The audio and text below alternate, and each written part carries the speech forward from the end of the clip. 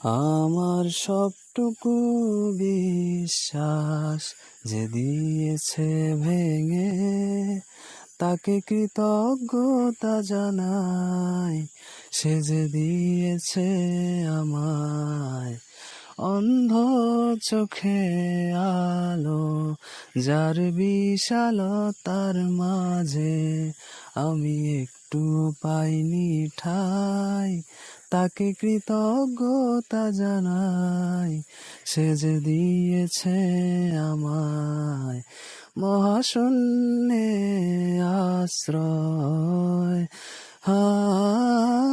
আমার সব অপূর্ণতায় যেন হয় আমার শূন্য পথের প্রতি শ্রেয়তম আশীর্বাদ।